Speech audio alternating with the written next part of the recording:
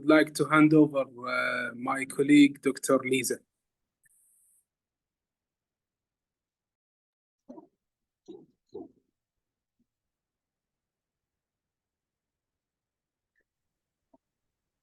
Good morning, everyone. It's my honor to introduce our distinguished speaker, Dr. Huda Alduwaisan. Dr. Huda is a graduate of Kuwait's University College of Medicine and has received her fellowship in family medicine from the United Kingdom's Royal College of General Practitioners. She currently serves as the head of Yarmouk Primary Healthcare Clinic, proudly recognized by the WHO as the first healthy city in Kuwait. Her leadership roles are extensive. From 2008 to 2022, she served as chairperson of the primary healthcare faculty at the Kuwait Institute for Medical Specialization. Today, she continues to contribute as a trainer and examiner in the Family Medicine Board in Kuwait. She is also one of the founding members and former head of the Association of Family Physicians and General Practitioners from 2008 to 2021, and she continues to serve as the vice head of the Yarmouk District Council. Dr. Huda has pioneered several national programs. She founded and led the mental health program in primary healthcare Kuwait as respective head between 2013 and 2020, and the national obesity national program in general practice in 2004. She also integrated the first chronic disease clinic in general practice in 1986, the first nocturnal enuresis in general practice in 2008, the first healthy city in Kuwait in Yarmouk area in 2014, the first fast-track clinic, triage system, and ideal clinic in 2016 in Yarmouk Primary Health Center, and finally, the first AHA training department in Yarmouk Clinic in 2018. She also introduced 3 quality improvement projects and authored 8 published papers between 1995 to 2022, contributing significantly to evidence-based primary care. Among her many accolades, Dr. Huda was inducted into the Women in Science Hall of Fame by the US Embassy in Kuwait in 2014 and was honored by His Highness the Prime Minister of Kuwait that same year. Please join me in warmly welcoming Dr. Huda Alduwaisan. Dr. Huda, the floor is yours. يعطيك العافية دكتورة شخبار إن شاء الله زينة. We missed you in Yarmouk Center and we hope to see you again inshallah. Thank you for this introduction and thank you for inviting me for presenting this lecture. Can I share you my presentation because I make a little bit change from the presentation that you are having? Yes, sure. Doctor, you can directly share presentation from on the Zoom. Okay, so now Microsoft share. Okay, let us start.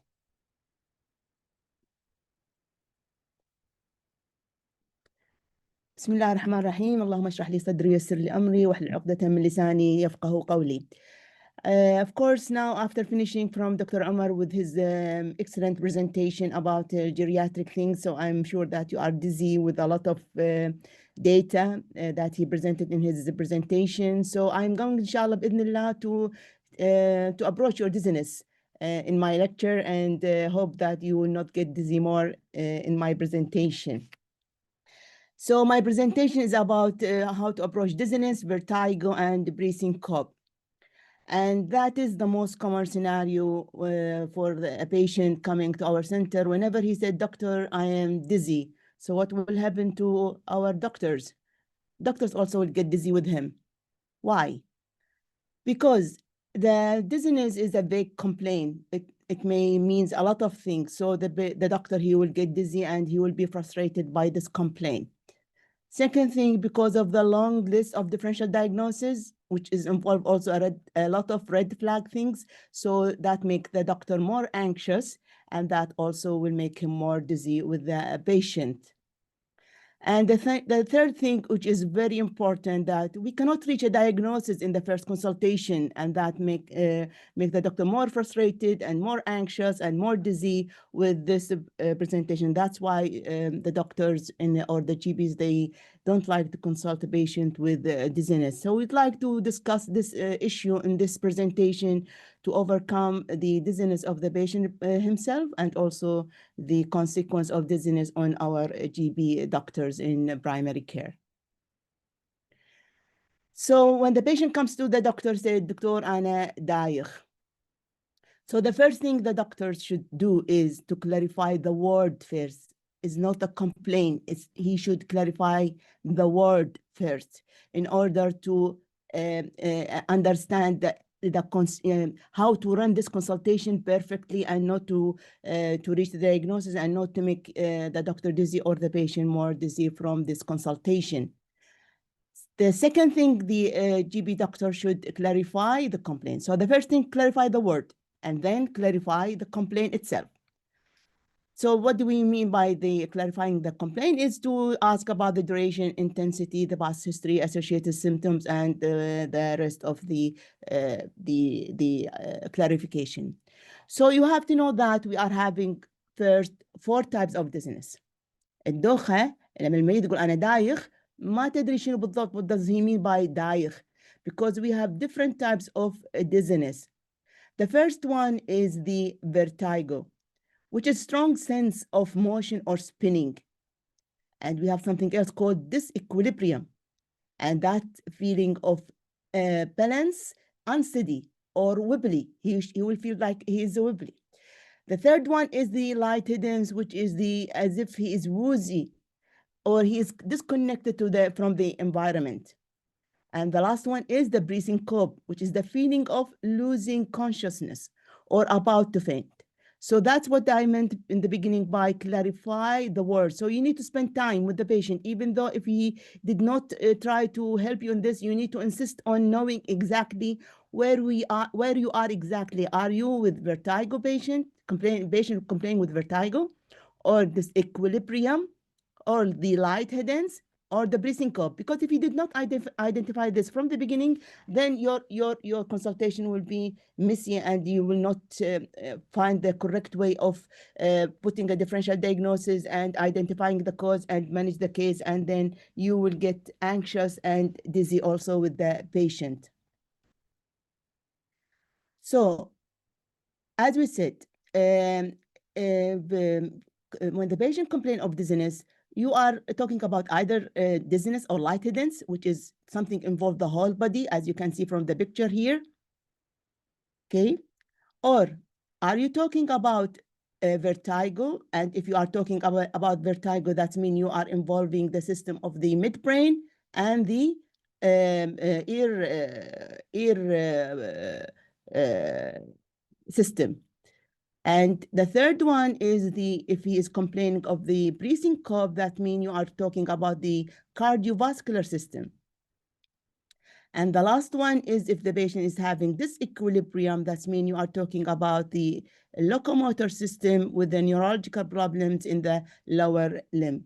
So dizziness, which is involving the whole body, I mean, the cause of it could be from everything in the whole body, is a non-specific sensation of steadiness or disorientation or floating, disconnected feeling. يعني يقول لك المريض أنا طاير، أنا مو أحس إني أنا مو ثابت، أنا دايخ، أنا كني طاير بالهواء. فبالتالي so you need to try to find different words with the patient in order to identify his complaint exactly.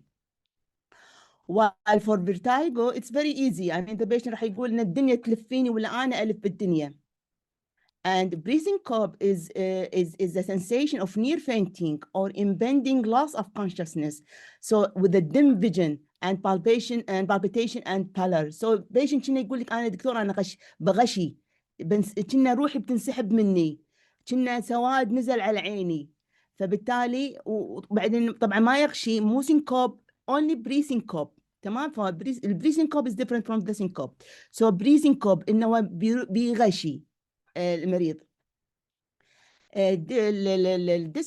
Disequilibrium is a peripheral locomotor instability, which is a state of where a person experiences difficulty in maintaining balance and coordination. It's not only the locomotor problem, but also the neurological problem, the coordination while walking or moving.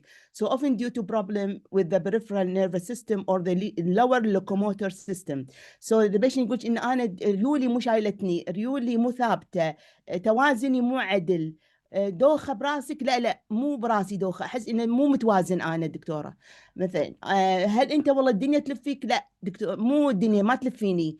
هل أنت تحس إنك كأنك بتغشي بتطيح؟ لا، أنا أحس إني أنا إن ريولي تخونني، ريولي تخونني. ف this is different. So we have dizziness, we have vertigo, we have pre-syncope, and we have disequilibrium or peripheral locomotor instability. And as I said, and I will repeat it several times, that dizziness, the causes of it is the whole body, while the vertigo is the causes of it is only localized in the ear system and the midbrain.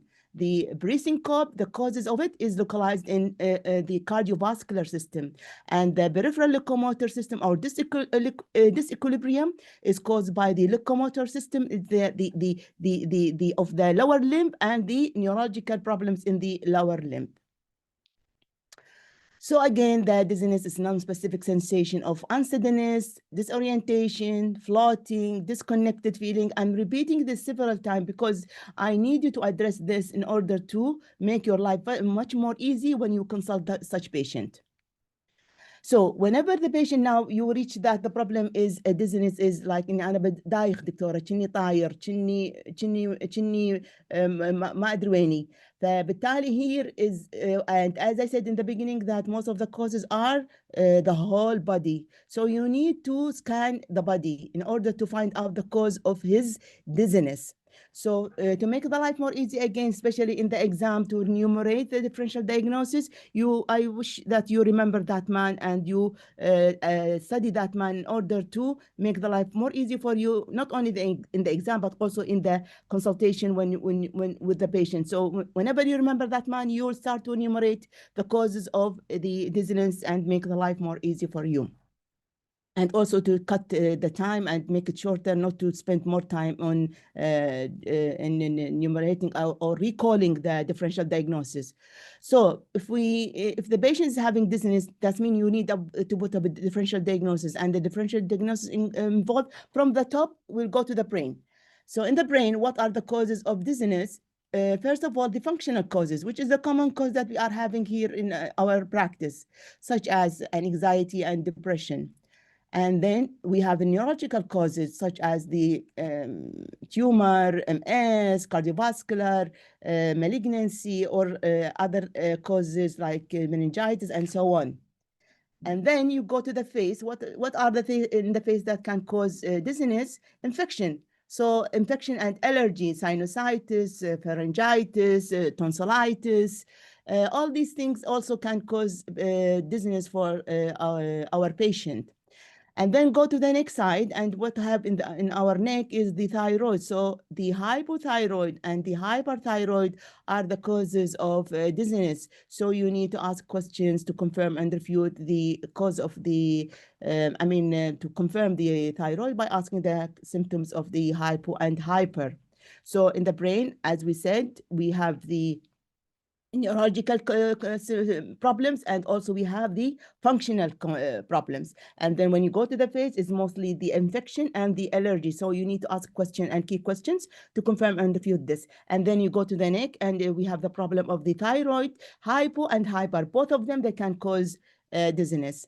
And then the most common, not the most common, when we go to the cardiac, we have the bradycardia. So the chest pain usually, or the ischemia, the patient, he will say that I have chest pain. And if the patient is having palpitation like arrhythmia, other types of the arrhythmia, he will say that I have رقعة دكتورة.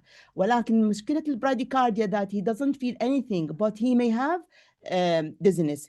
And also not only the bradycardia can cause dizziness, but also can cause pre-syncope, but also can cause dizziness. That's why I mentioned it in this differential diagnosis. I need to mush this. Sorry. I don't. I'm sorry. Wait, just let me fix this. Okay. Yes. I want to move this. Yeah. And then when we go to the next one is the sorry.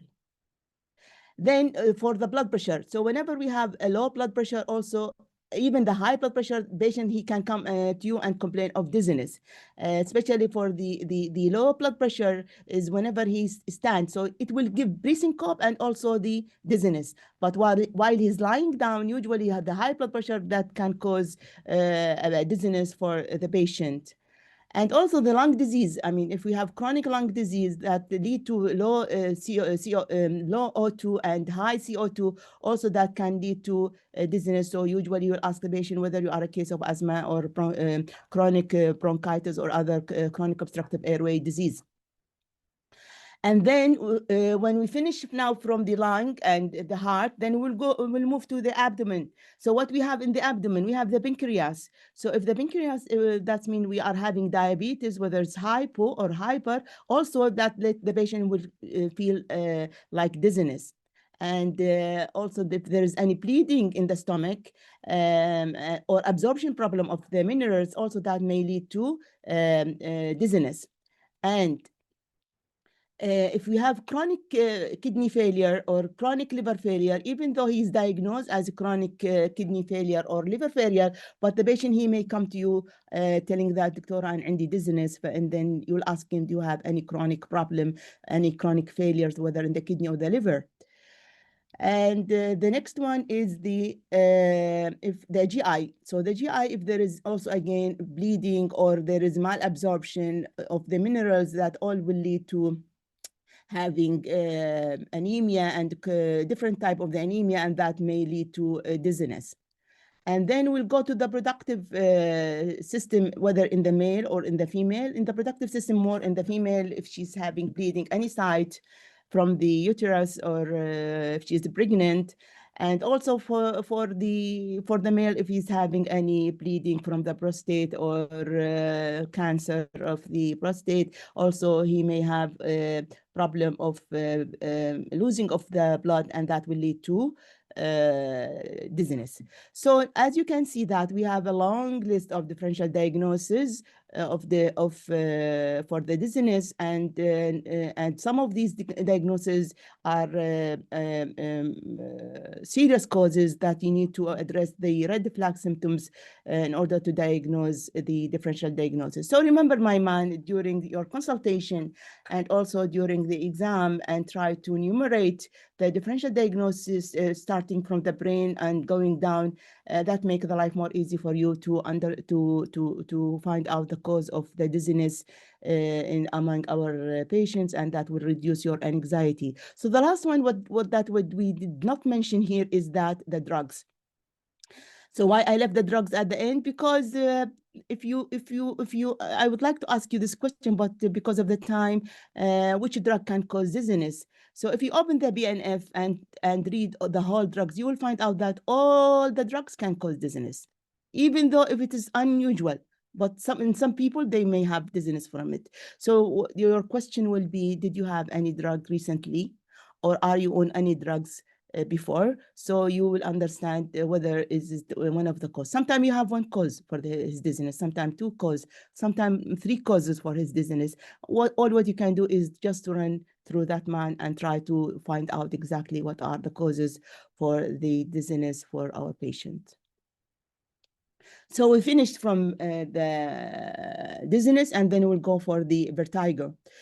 As a differential diagnosis. Vertigo is the illusion of spinning and movement. And as I said before, the problem of the vertigo located either in the midbrain or in the ENT system.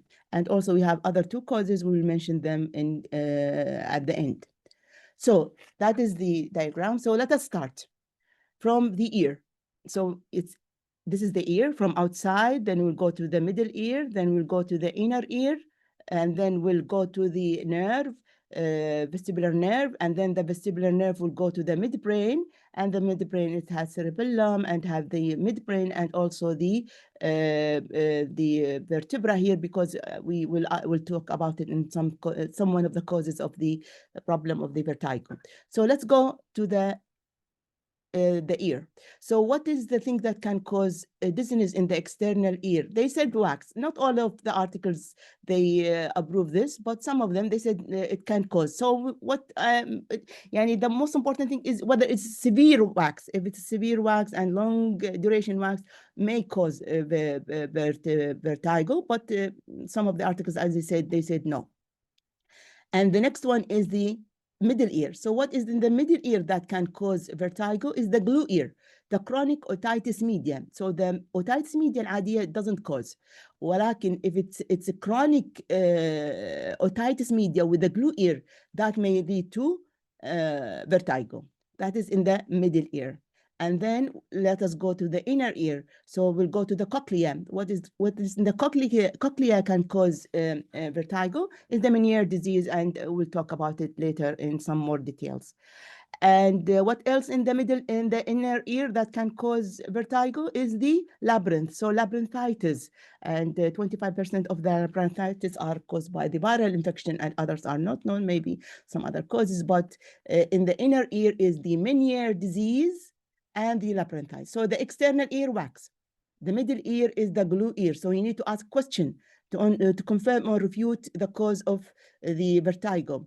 And then you'll go to ask about the Meniere disease, the trisomy, the three signs of or symptoms of the Meniere disease. And then you'll go and ask about the whether is it labyrinthitis or not. So that we end in the inner ear. Then we'll move to the vestibular nerve. So if we have vestibular neuritis, for example, due to inflammation or autoimmune disease or MS, so demyelination of this vestibular nerve, it may lead to cause of the vertigo. And also we have another thing in the vestibular nerve, which is the acoustic neuroma, also can cause vertigo. So now we'll move, then the vestibular nerve will go to the midbrain, and then we will have, what's the problem it can be there to cause the vertigo is the MS in the brain, in the midbrain. Also, if it happens in the brain itself. Tumor also can cause vertigo in the midbrain, and stroke. Same like the things that we have mentioned for the brain regarding the dizziness, but if it affects the midbrain, it may lead to also vertigo. So MS and tumor, strokes. Before we talk about vertebrobasilar insufficiency, we have infection, inflammation, trauma, and migraine. Tamam? So now we'll go to the vertebrobasilar insufficiency, which is the vertebral artery from the spine, go to the midbrain, and it will connect to the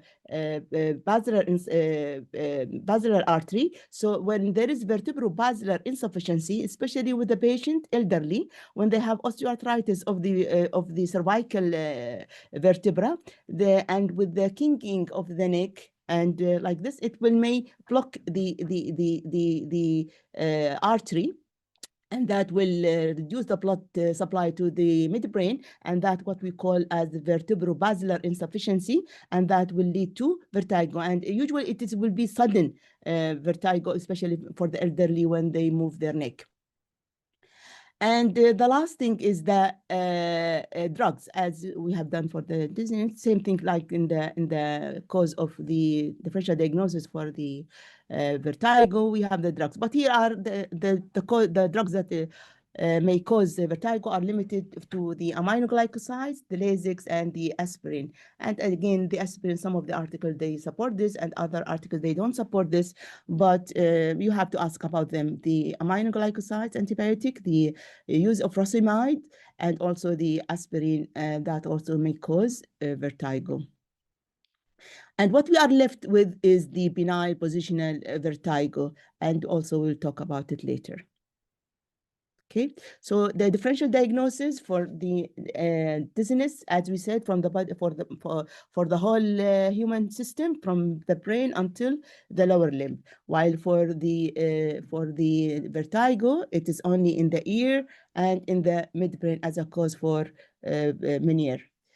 Vertigo. So what about the breathing cope? The breathing cope is located, as I told you, in the heart and the heart system. So if there is arrhythmia, there is structural heart disease such as bradycardia, AF, the things that the patient he doesn't feel about. I mean, he doesn't come and tell you I have rag'a or I have palpitation, but sometimes they are silent. I mean, he cannot feel it.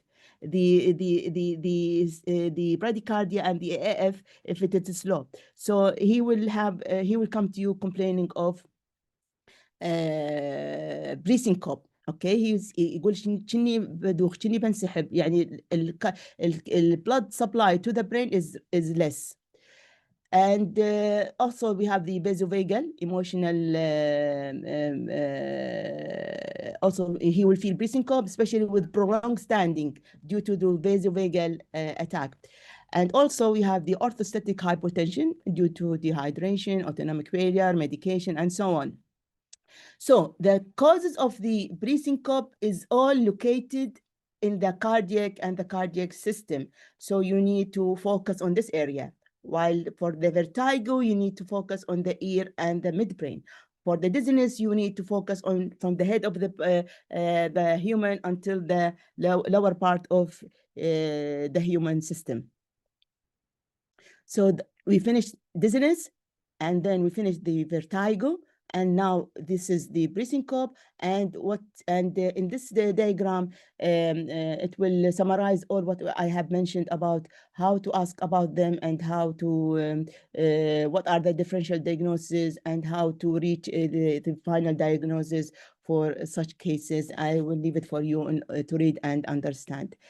طبعا this equilibrium, as I told you before, it's the problem of the lower limb. It's either locomotor, مشكلة في البون نفسها, charpent joint, or it's a peripheral neuropathy. تمام? So I didn't need to explain this more in my slides.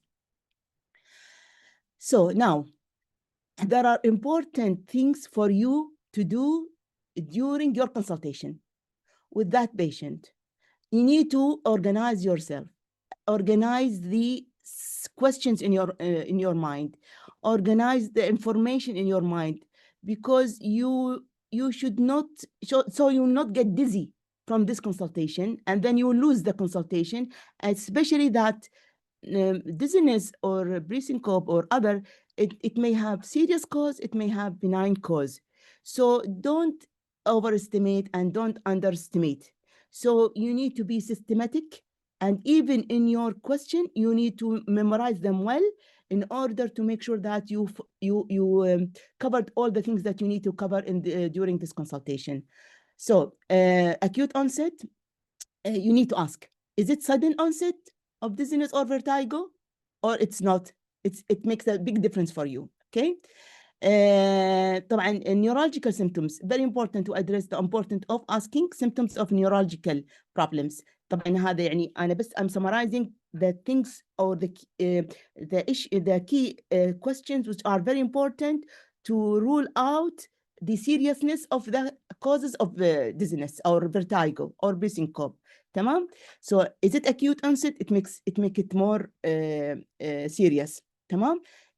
There is associated neurological problems, it make it more serious. So you need to ask about the presence of weakness, numbness, change in vision, slurred and speech, and difficulty in walking. Is there severe headache? It makes also, you have to be on the top of your toe. A new severe headache also, it can make the cause is something serious, and you need to do something about it, especially if there is subarachnoid hemorrhage or emergency trauma or something like this. Is there a change in the level of the consciousness, confusion, altered mental status, and with the dizziness or these things? So it make the things serious. So the onset, the neurological symptoms, severity of the headache, level of the consciousness, all these questions you need to address during your consultation.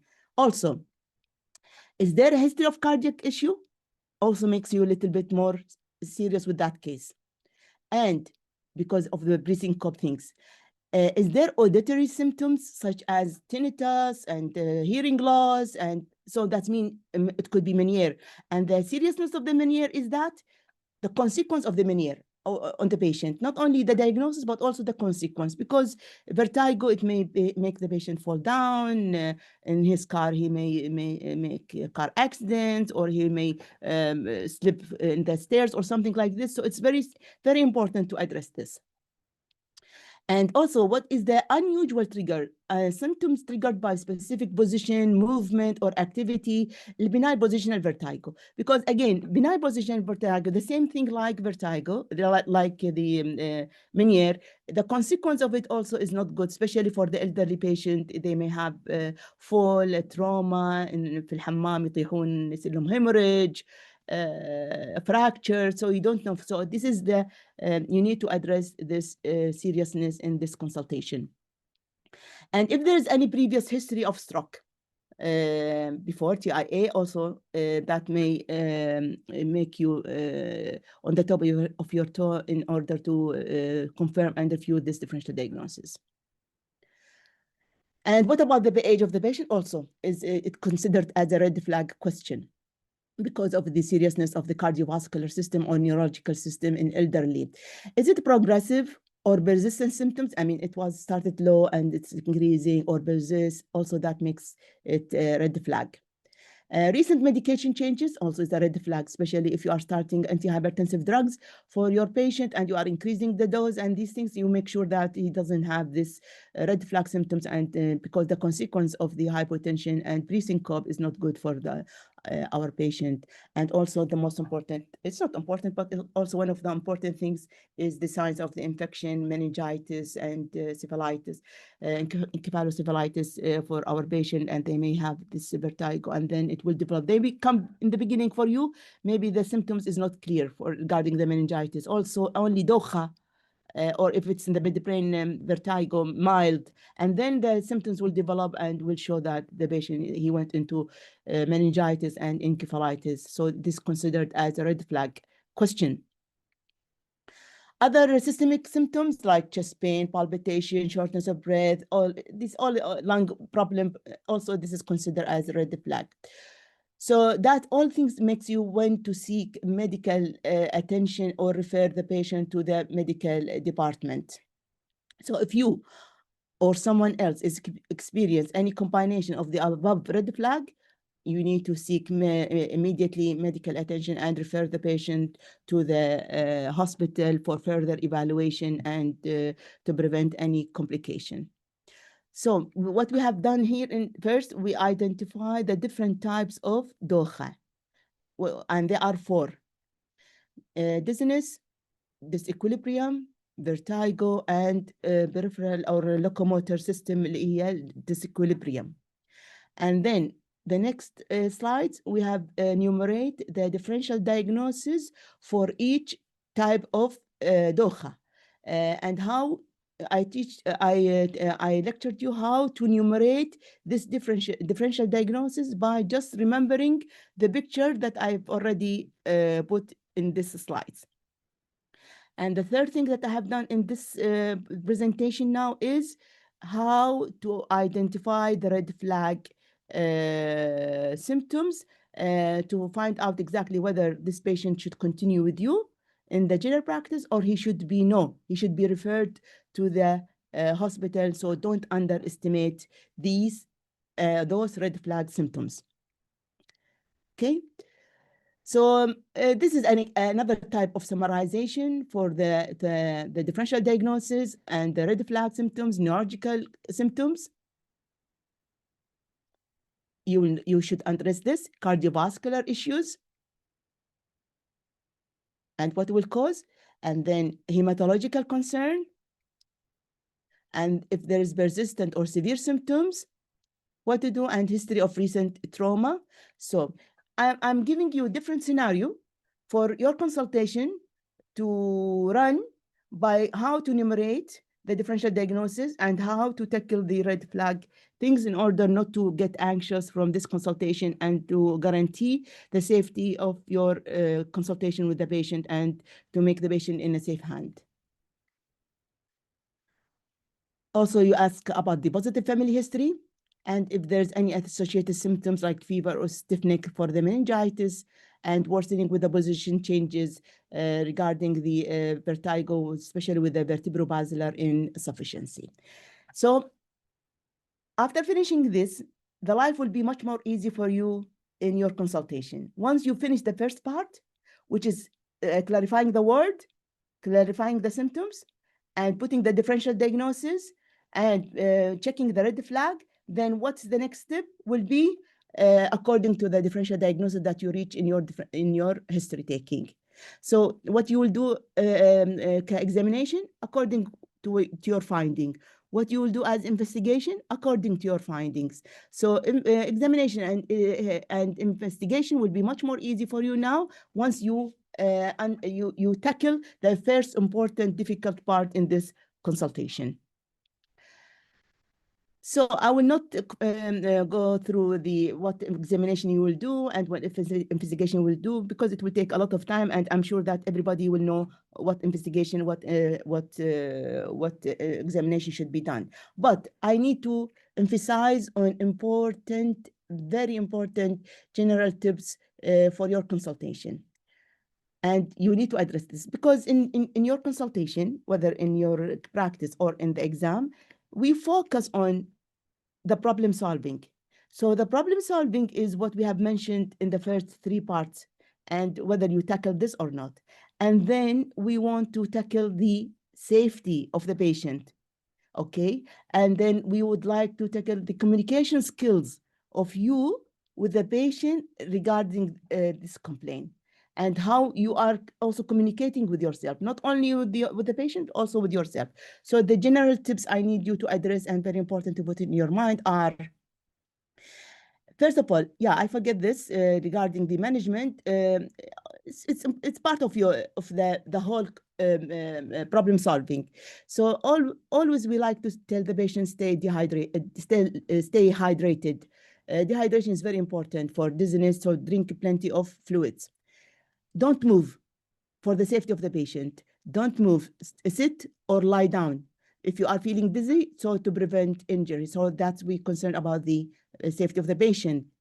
Take deep breath, you and the patient, because a patient usually when he's having dizziness or vertigo, he will be very anxious and the anxiety will increase his dizziness and it will increase his problem. So we need him to relax, and not only the patient, even you, because you don't like this consultation, you hear the complexity of this consultation, you will get anxious, and then your thinking and your focus will be disturbed, and then the consultation will be in a mess. So you take a deep breath, and also to ask the patient, don't worry, we know how to deal with your problem, relax, take a deep breath, because this is very important. Communication skills should be done, and you should show it. You should show it for the patient or for in the exam. You should show it that I need to do that for the patient and for myself to overcome the patient anxiety and your anxiety. Also, focus on the tell the patient to focus on a fixed point. I mean, if you have dizziness or vertigo, don't see here and see here, because moving the head here and there, especially for the vertigo, it may worsen the condition. Avoid sudden movement. Same, like focus on fixed point and also avoid sudden movement. Don't stand very suddenly because the breathing cope will increase regarding your advices for your patient. Move slowly when standing up. Don't change your position or walking suddenly. That all can help to reduce the severity of the dizziness, whether the cervical. Eat regular meals. It's very important that because of the vomiting and nausea, the patient, he should be advised to eat a regular meal and not to avoid eating, especially if we are talking about hypoglycemia and salty deficient hypotension and these things. So please eat your meal regularly. Limit the caffeine and alcohol. So as advice for the patient in the management, don't avoid eating, drinking alcohol or caffeine, because that will increase your dizziness or the vertigo also. Avoid bright lights and loud noises. And use assistive devices. So whenever you have dizziness, vertigo, breathing cough, try to use sticks or the assistant advices to ensure that you will not fall, and then you will have more fracture due to the imbalance position, especially for the locomotor problem أو اللي هي peripheral disequilibrium. And then then you need to explain. Very important, the part of explanation and reassurance during the first consultation for the patient. And you need to spend more time on this. So you need to have opening reassurance. What do we mean by the opening reassurance? You will tell the patient like this word: I understand how unpleasant and sometimes scary these symptoms can be for you. You are not alone. Not only you are complaining. احنا نشوف الديزنس والفرتايجو في العيادة، ويمكن نص المرضى عندهم ديزنس وفرتايجو.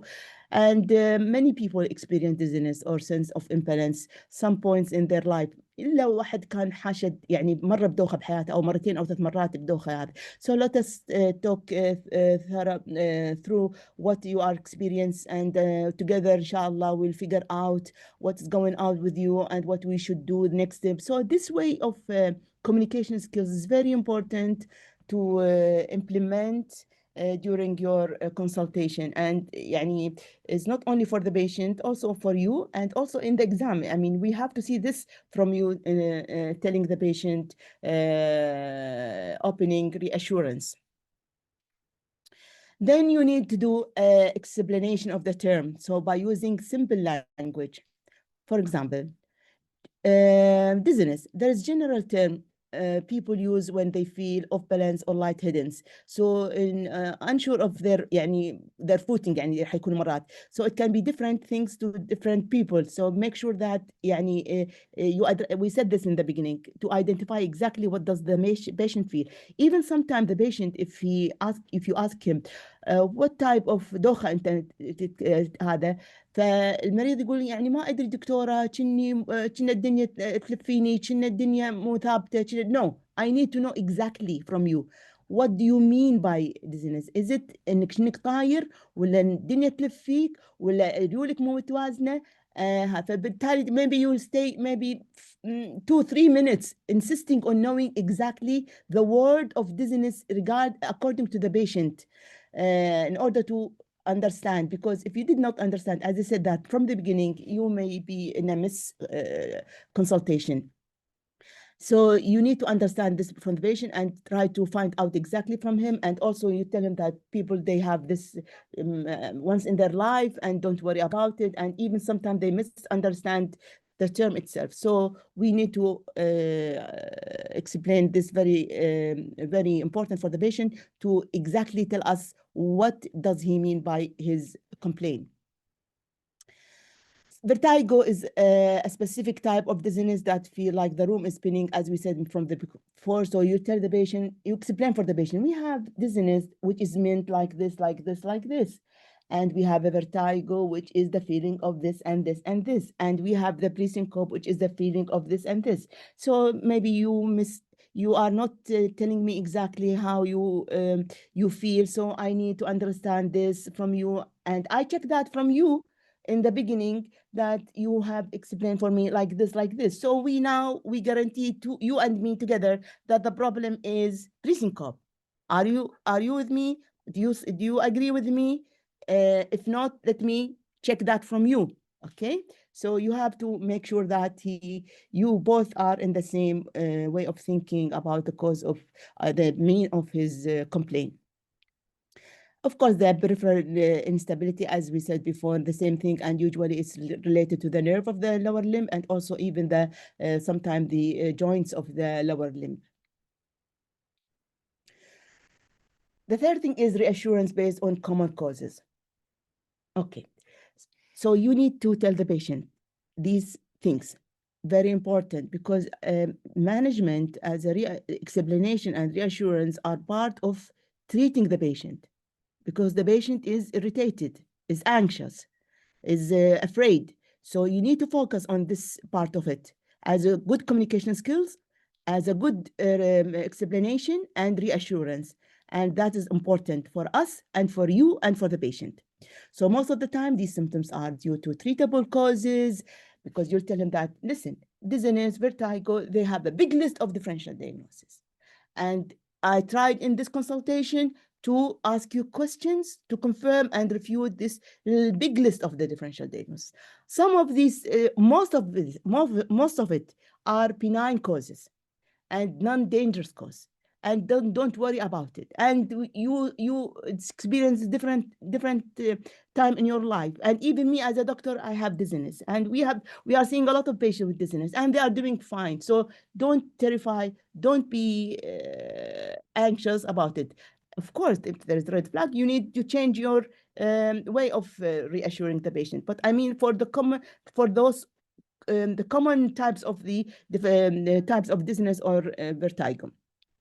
So most of the time, these symptoms are due to treatable and non-dangerous causes like inner ear and issue, low blood pressure, dehydration, and anxiety, change in the vision medication. So our goal is to make sure that nothing happened to you as a consequence of this dizziness, and at the same time we will try to diagnose you and treat what is bothering you, because it's bothering you, and also we are worried about the consequence of this on you. And calming and logical things when you are doing that plan for him, by telling him, after taking detailed history, as I said, and I mentioned this already, after taking a detailed history and examination, your parents, your blood pressure, and your heart, and your nerve, if needed, we may order some tests. Don't worry, this test only to confirm the differential diagnosis that I have mentioned for you, to make sure what is it, because some of them are treatable. So we need to find out what, so you will not have this dizziness again. But often we will answer, this investigation will answer just by taking, and sometimes the management will be only by taking history and examination, and we don't need investigation to it because we reach certain subtypes of the differential diagnosis, but others we need to do investigation. So not necessarily that you reach a diagnosis from the first consultation and that you should know it, because that makes you also anxious. Of course, the red flag. If there is a red flag for the patient, don't tell him without causing any fear for him. Because even if you discovered some of the red flag, you refer the patient, some of these red flag may be nothing, or some of these red flag are treatable, and we can do something about it. So we don't want you to let the patient get more anxious from telling him about the red flag. So there are rare causes that needs urgent attention, like a problem with the heart, the problem with your ear, the problem with the brain. But from what what you have told me so far, nothing suggests something very urgent. We need to refer you because you have severe headache, you have fainting, you have slurred speech. We need to investigate why. But the problem is that investigating this is not, I don't have it in my center, so I need to refer you to do more CT scan and these things in order to be diagnosed better. And ending with encouragement and partnership, telling him, you are doing the right thing, that you came to me, and we are going to work for you. Together, we'll try to reach a diagnosis. Many of these symptoms improve with treatment or lifestyle changes, and I'll support you. I am here anytime, and throughout each step or steps for your management. We are here to support you. So these reassurance things are very, very, very important, are well appreciated by the patient. For you, if you have done them, are well appreciated from the system of your practice if you do that, and also are very well important to do with them during your exams.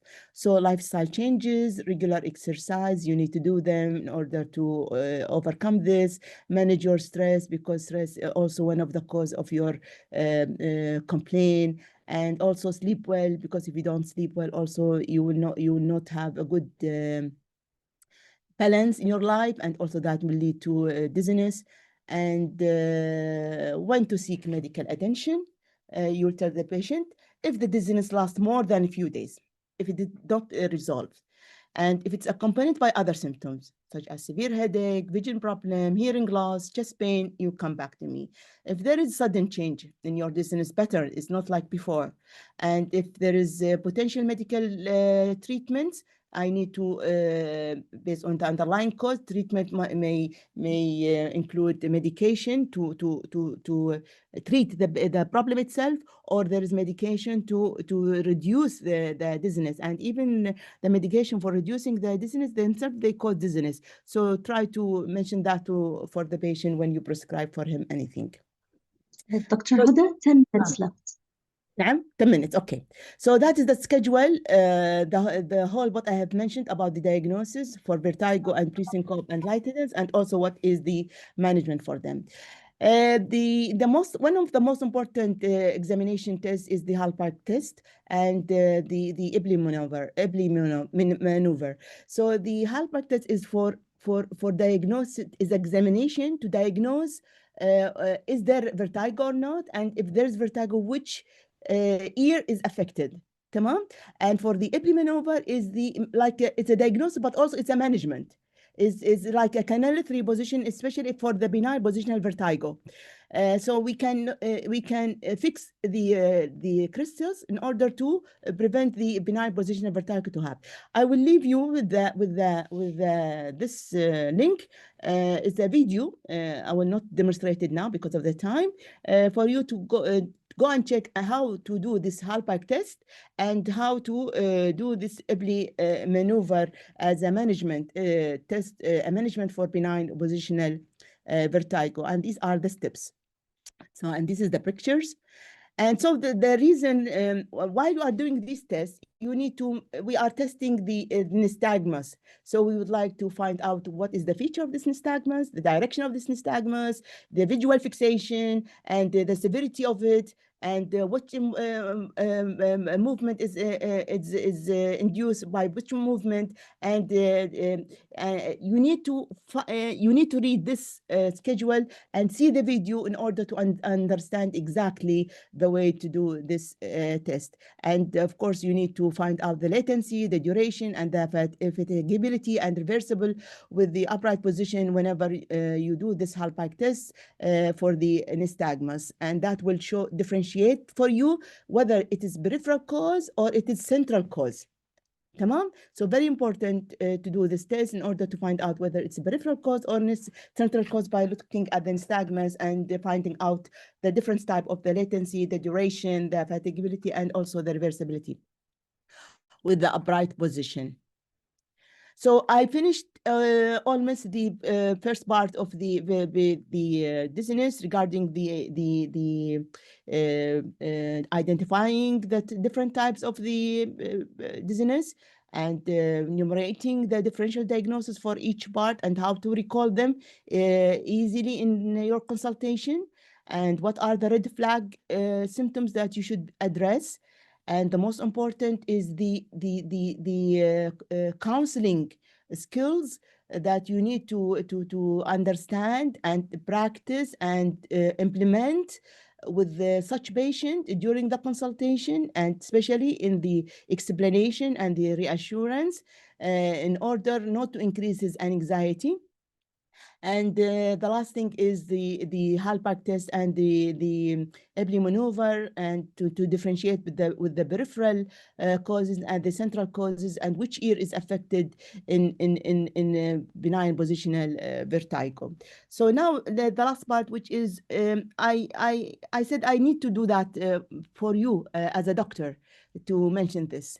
So our doctors, because of their يعني أنا قاعد أشوفهم my trainee, whenever they have this problem they got anxious and frustrated.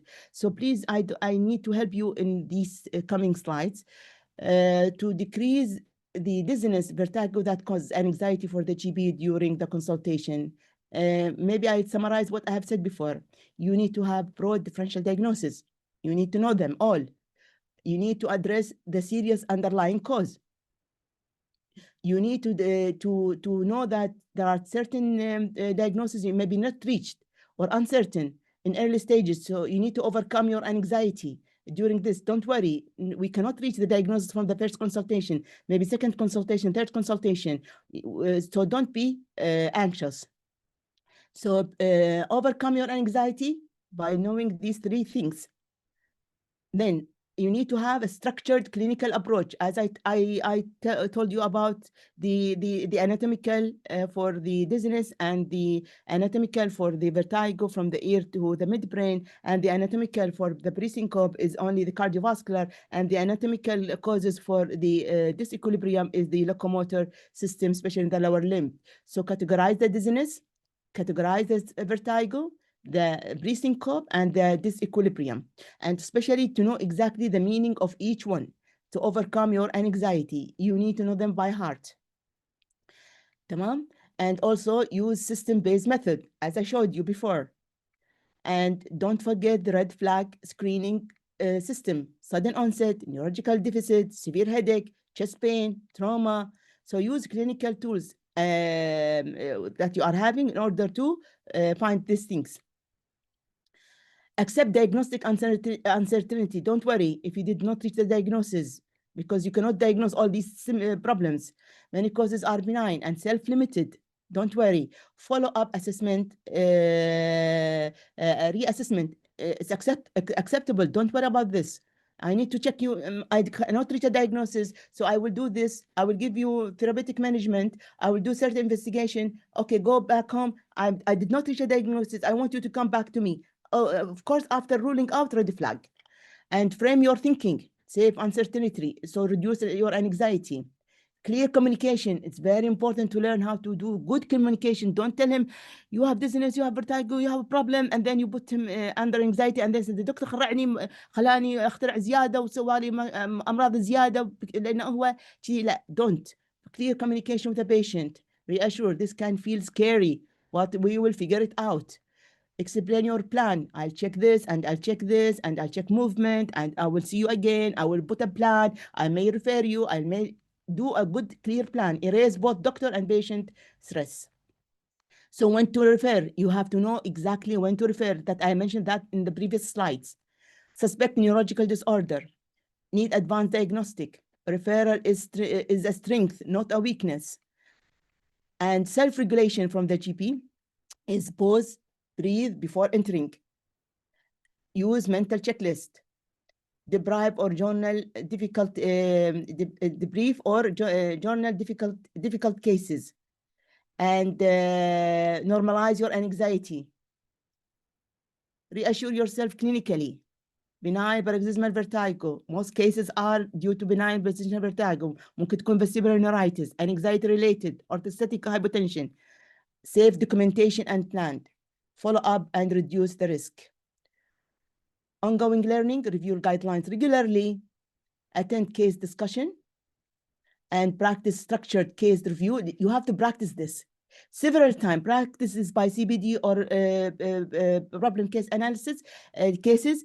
Do it several times, so you will feel satisfied, and you trust yourself. So in the practice or in the exam, you will not feel anxious. So structured approach, build confidence. Red flag focus, prioritize safety. Clear communication with the patient, reduce mutual anxiety. Acceptance of uncertainty, decrease your pressure. Referral readiness, provide support.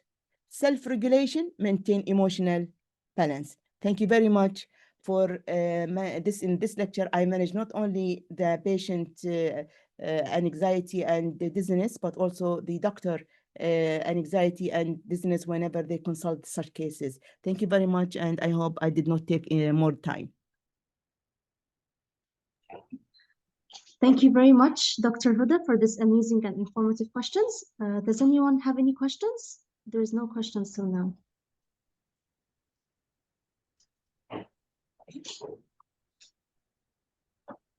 That's okay. Either clear presentation or some sleepy audience. Actually, it was very clear. lecture, and we benefited a lot. It's very informative and amazing, and everyone's sending their thanks to you, Dr. Huda. Once again, we would like to send our sincere thanks to Dr. Huda. Dr. Huda, you have a special place in my heart, as you were my first trainer, and you introduced me to family medicine, and I was lucky to be trained by you. On the behalf of the Family Medicine Review Course Committee, we would also like to thank you, Dr. Huda, for opening your meeting room for us to host the conference from. Also, your help and your contributions to the development of family medicine and primary care services are innumerable and countless. Words can't express our gratitude. Thank you very much for your continuous support and contributions. ومنها للأعلى. Now I will pass the